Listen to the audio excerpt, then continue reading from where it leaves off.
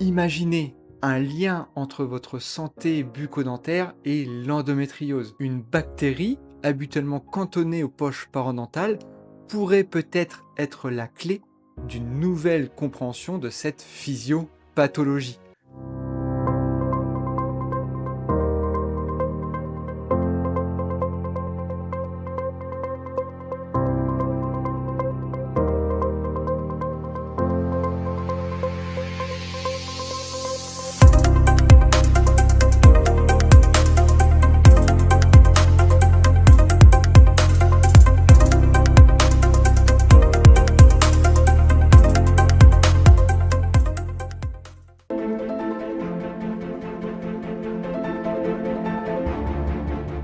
Dans l'épisode 1, on a posé les bases. L'endométriose n'est pas une simple maladie des règles, c'est une maladie inflammatoire, fibrosante, douloureuse, complexe, qui déborde largement du seul pelvis.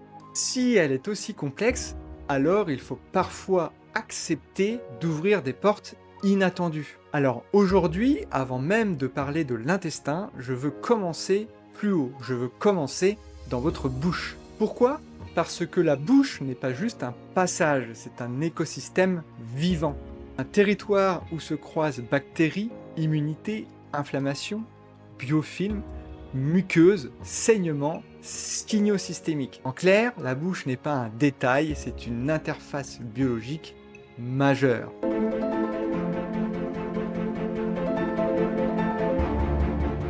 Dans cette enquête, une bactérie revient sans cesse, et elle s'appelle Fusobacterium nucleatum. Ce nom peut sembler technique, mais retenez simplement ceci. C'est une bactérie bien connue en santé bucco-dentaire. On la retrouve surtout dans les environnements où le biofilm devient plus épais, plus pauvre en oxygène, plus inflammatoire ou encore plus agressif. Autrement dit, elle ne symbolise pas la bouche saine, elle symbolise plutôt la bouche qui bascule vers la dysbiose. C'est ici que son rôle s'éclaire. Fusobacterium nucleatum n'est pas l'acteur principal de la carie conventionnelle. Lorsque le pH s'effondre sous l'effet de la fermentation des glucides, ce sont les bactéries acidogènes et aciduriques, comme Streptococcus mutant ou les lactobacilles, qui prennent le dessus. Fusobacterium, en revanche, est une bactérie capnophile et anaérobie stricte qui prospère dans des biofilms matures. Dans le biofilm oral, toutes les bactéries n'arrivent pas en même temps. D'abord, des colonisateurs précoces s'installent, puis d'autres espèces viennent s'agréger, et Fusobacterium sert souvent de bactérie pont. C'est une image très importante car cela veut dire qu'elle relie les premiers colonisateurs aux suivants et qu'elle aide le biofilm à devenir plus complexe, plus dense, plus difficile à déloger, parfois plus pathogène et parfois plus résistant au traitement. Mais concrètement, où retrouve-t-on cette bactérie ? Eh bien cette bactérie, on la retrouve dans la plaque dentaire mature, on la retrouve dans la gingivite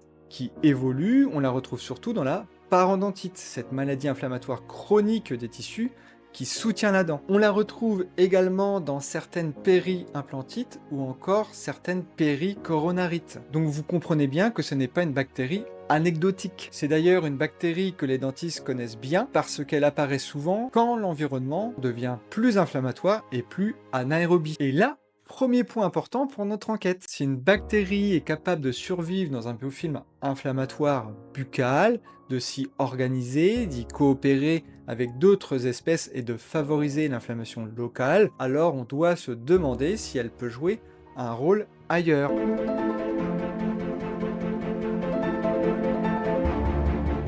En 2003, une équipe japonaise publie une étude dans Sciences Translationales Médecine. Les chercheurs ont travaillé sur des tissus humains, pas seulement sur des hypothèses théoriques. Ils ont inclus 79 patientes atteintes d'endométriose et 76 témoins sans endométriose. Et dans leurs analyses tissulaires, ils retrouvent un signal de Fusobacterium dans l'endomètre, et ce chez environ 64% des patientes avec endométriose, contre moins de 10% chez les témoins. Ici, on ne parle plus de salive, mais bien de tissu endométrial. La piste bactérienne change de dimension. Une bactérie typiquement orale est ici retrouvée au cœur des lésions.